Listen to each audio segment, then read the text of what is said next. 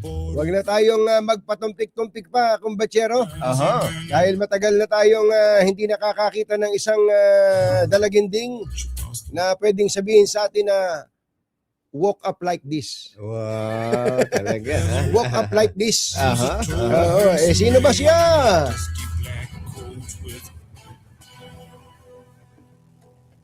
Si Palace Press Officer Undersecretary Claire Castro ay makakasama natin ngayong umaga. Yusek Claire, magandang morning! Yes, good morning Anthony, good morning Jerry at sa lahat ng nanonood ng Dos por Dos. Good morning. Ginising ka ba Nga namin naman, ng oh. maagang-maga? Oo. Parang, Oo, talaga. parang yung mata mo ay parang gusto pang matulog.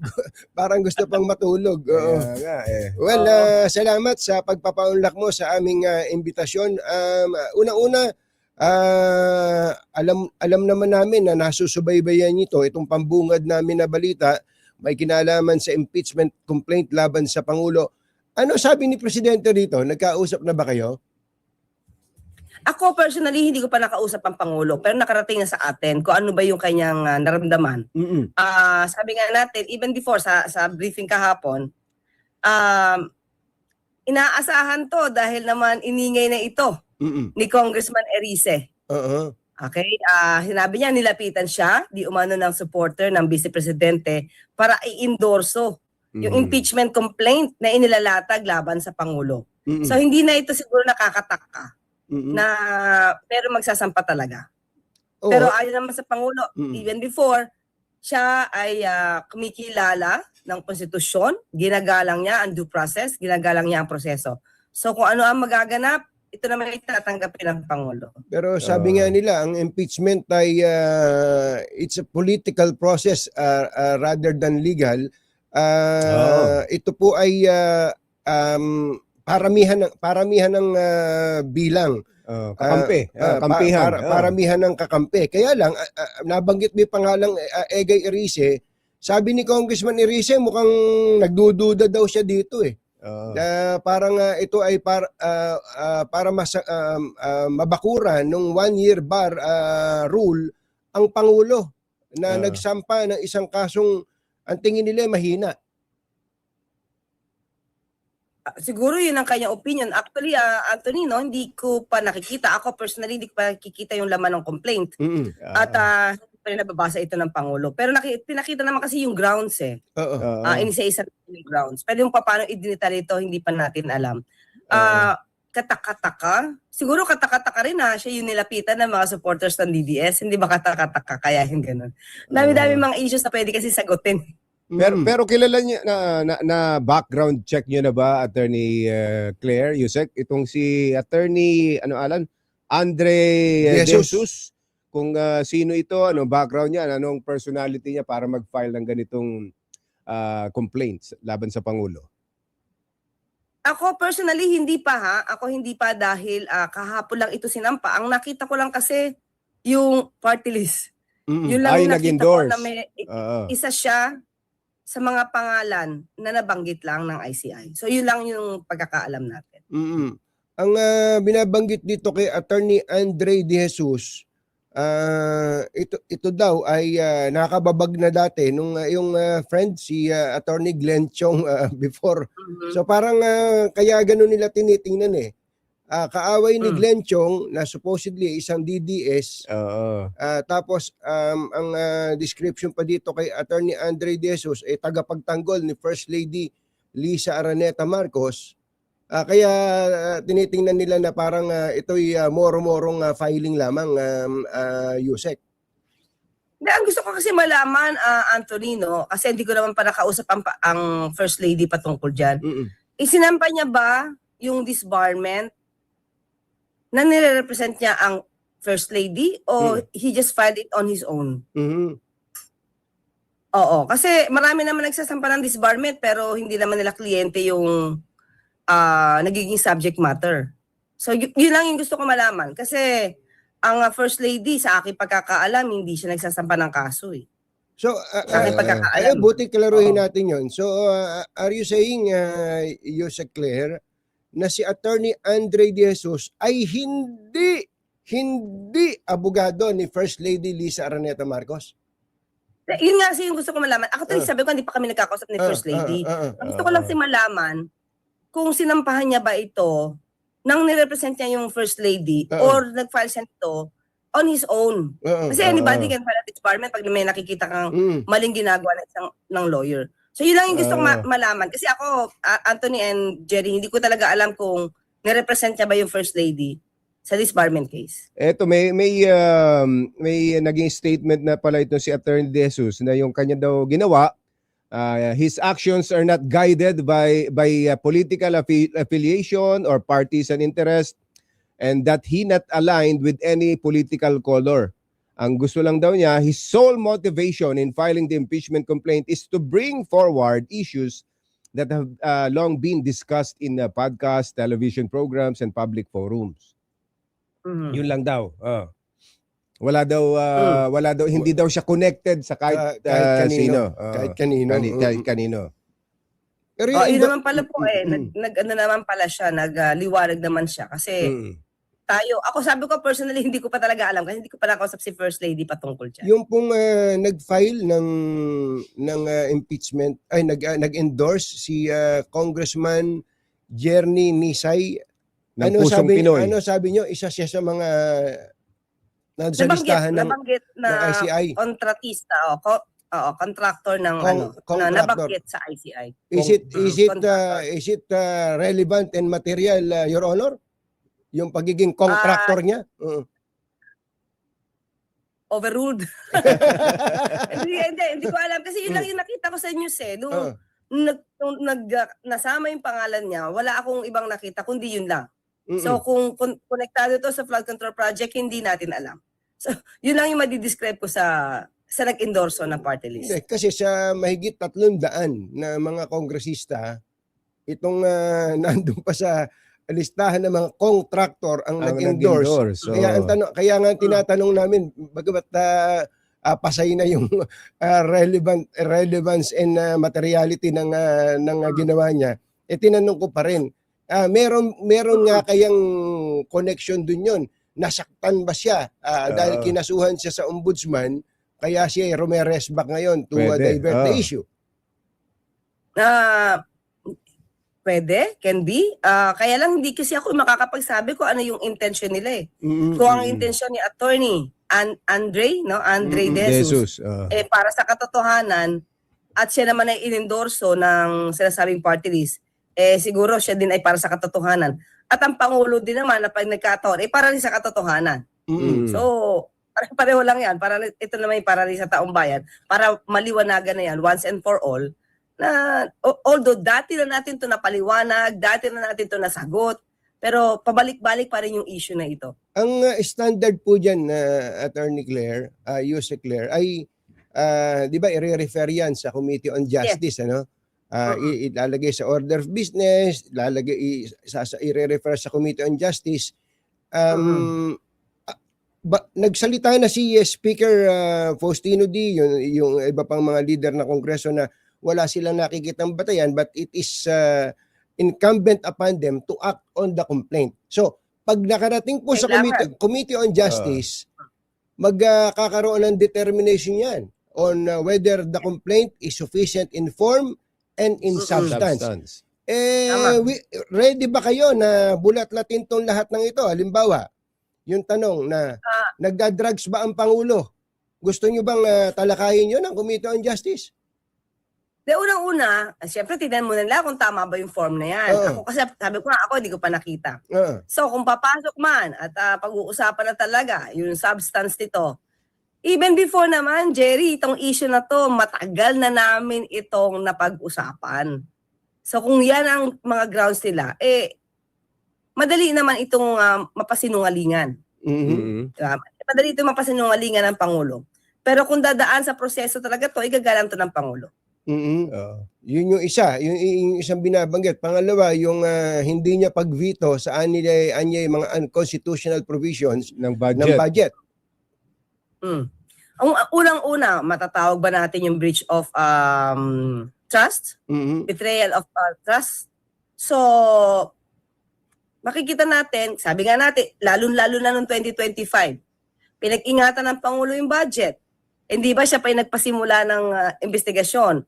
Kung ang Pangulo ay talaga lamang para lukuhin ng bayan dahil dito sa pondo na to, tingin nyo ba magpapaimbestiga pa to? Hindi ba hindi na dapat? Kasi itatago niya na yung mga kabulukan. Pero hindi.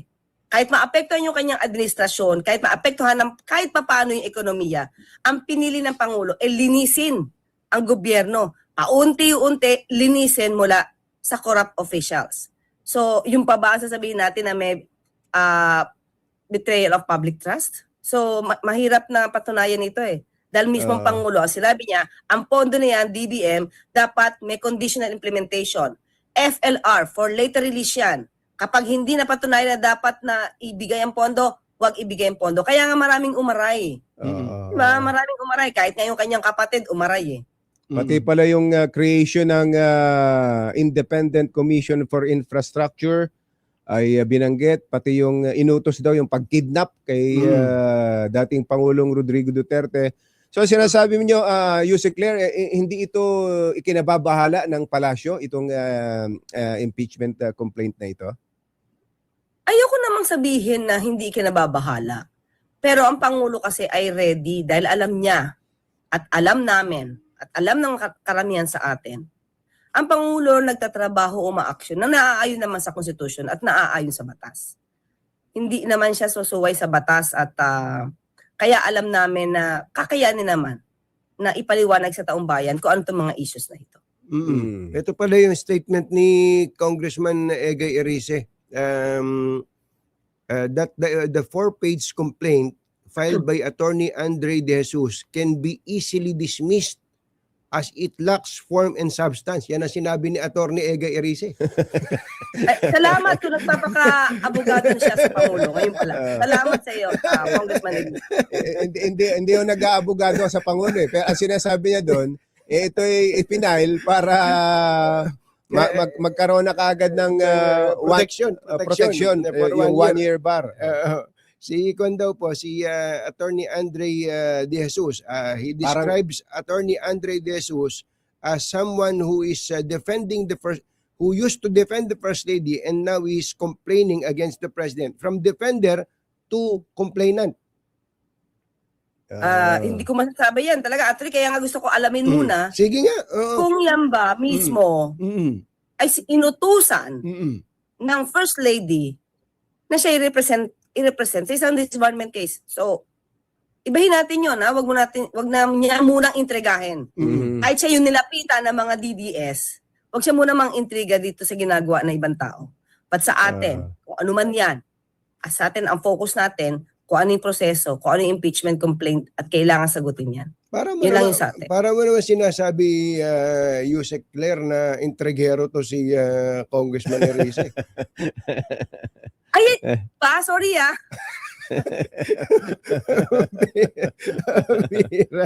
Okay, ilang items na lang. Alam ko may interview. Sana all sikat. Sana all sikat. Dami nakapila. Dami nakapila. Abangan nyo si Yusek Claire sa iba pa, pero kami na nauna. Okay, kagabi ay sumuko na si Senator Bong Revilla at nasa custody na siya ng PNP ngayon after the issuance of arrest warrant laban po sa kanya. Paano ba dapat tingnan ng publiko yun, yung nangyari na to kay Senator Bong Revilla? Actually, nung napanood ko yan kagabi, sabi ko, magandang gesture, nakakalungkot naman talaga, napaka-emotional ni dating Senator Bong Revilla. Pero magandang gesture yan, na nagpakita na siya, ipinakita niya sa taong bayan, okay, ako ang naaakusahan ngayon, pero susunod ako sa batas, susunod ako sa patawag, susunod ako sa warrant of arrest na ginawad at in-issue ng korte. Maganda yun. Dahil ibig sabihin, ano man mangyari, handa siyang ipagtanggol ang kanyang sarili. At magandang epekto na may voluntary surrender. Sana yun, ma-appreciate din ng tao ang ginawa ni Senator Bong Revilla. Dahil na hindi ginagawa ng iba. Ngayon, yung iba nagtatago. Yung iba hindi nagpapakita, yung iba nasa abroad. Pero si Senator Bong Revilla, sumuko. di na kailangang magpahanap. Nung nabalitaan daw niya na maaaring i-issue yung warrant of arrest, siya na ang personal na pumunta. Maganda pong gesture yun sa kanyang parte. Sa mga abogado, di ba may tinatawag na mitigating circumstance ba yan? Yes, mitigating circumstance yan.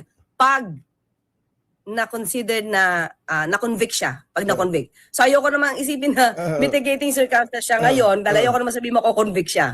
Diba? So siyempre kailangan niya ilaban to. But if ever mako-convict, magiging mitigating circumstance siya. So, marireduce yung penalty.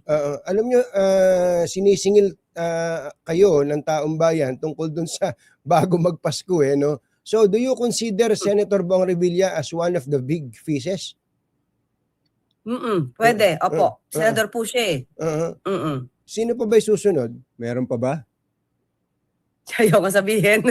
Wala akong alam sa anong gagawin ng ombudsman sa karang DOJ. Tingnan na lang natin. Kasi yun ang hinahanap ng sinusumbatan kayo doon no. Sabi ng Pangulo bago magpasko Yung contractor ba? Yes, actually, yung contractor ito si Jerry. Jerry. Go ahead pa. Actually, sa kanyang naging report, ang Pangulo naman ay hindi nagpangalan kung sino yung maaaresto. Pero ang sabi niya, may mga tao na hindi magiging merry ang Christmas. So, syempre ang nasa isip niya, sino-sino ba yung mga nandiyan? Nandiyan ang mga Diskaya, nandiyan yung ibang mga DPWH officials. At wala siyang binanggit na sino man na politiko. Basta ang pangako ng Pangulo noong Pasko, bago magpasko, maraming hindi magiging merry ang Pasko. At totoo naman naging maraming hindi merry ang Christmas. Kaya lang sabi ko, may mga tao kasi na ang iniisip na dapat malaking isda. Merong mga mambabatas ito, ang mga mambabatas na sinasabi na puro salita lang ang Pangulo. Pero tingnan natin, Jerry and Anthony.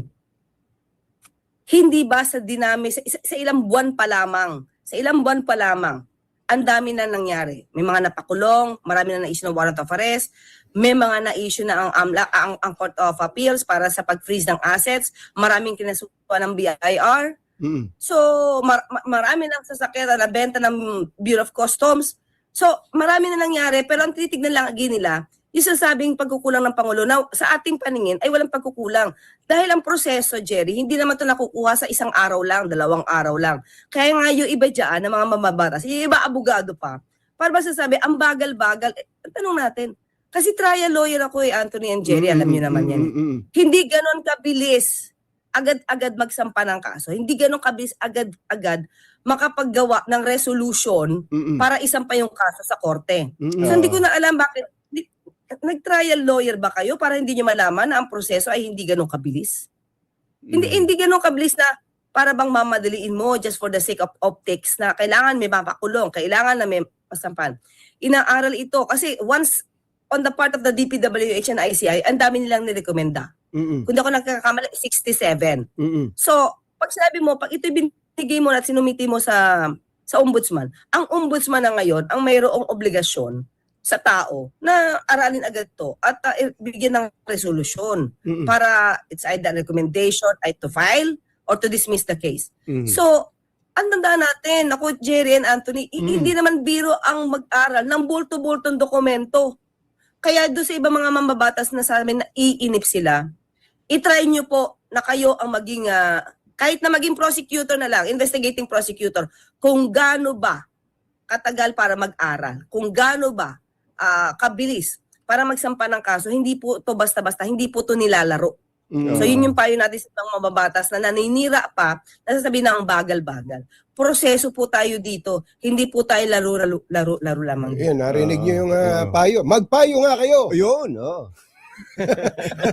wala kay kumpanyera. Ikaw, kumpanyera. Clear ka.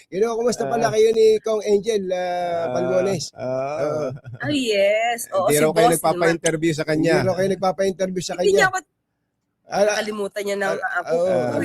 Alas 4 Angel. Mahigising ba kayo na alas 4? Madaling araw. Ay, para kay Boss Angel. Walang problema. Ay, hindi na ako matulog. Ayan.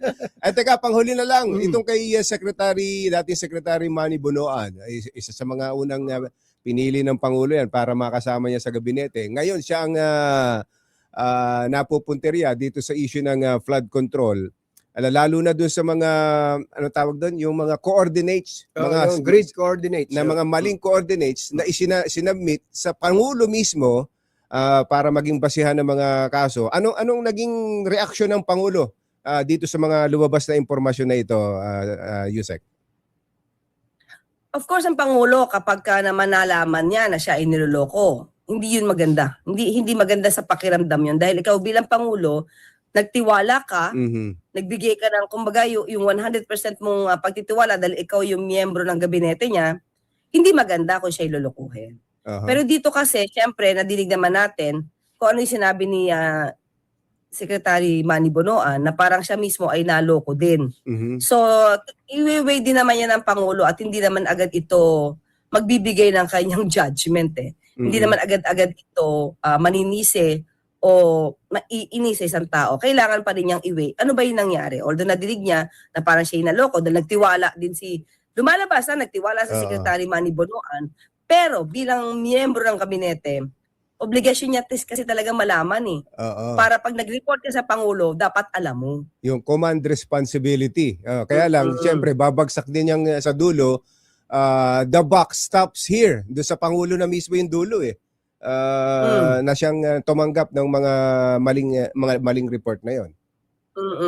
Tapos sa kagustuhan ng Pangulo na maging maayos lahat ang trabaho, dahil binigyan ka ng trabaho na at may tiwala, so hindi maganda. So sa lahat na rin ng tao, mga tauhan ng Pangulo ngayon na nagtatrabaho para sa kanya at para sa bayan, maging honest lang tayo sa lahat ng ginagawa natin. Hindi naman to para sa Pangulo lang eh. Ito na para sa taong bayan at para sa bansa. Kasi pag nagkamali kayo dyan at minali nyo ang Pangulo, makaka-apekto to talaga sa bansa. Naku, salamat po sa inyo, Yusek Claire, sa pagkakataon na to. May tanong tanong lang ako on a lighter note. Meron ba kayo stylist? May stylist ka ba? Kasi parang napapansin ko yung mga Japons mo pagka nag-briefing ka, press briefing. Parang kailangan lang na naka-Pilipiniana to promote. Sinasadya yung palang Pilipiniana ang suot. Yun kasi ang inutos sa akin na kailangan ko mag-Pilipiniana pagka nagbe-briefing. So parang you are like the modern Gabriela Silang, ano? Pilipiniana. Laging nakasaya. Tapos yung laging may sa balikat, may ano ba tawag doon? Ano tawag doon sa... Butterfly, ano ba yun? Butterfly, I don't know kung butterfly something. Ayos, thank you. Thank you, Yusek. Yusek, salamat po. Sa ulitin, thank you. Salamat sa pagkakataon, Jerry and Anthony. Maraming salamat. Magandang umaga po. Si Undersecretary Claire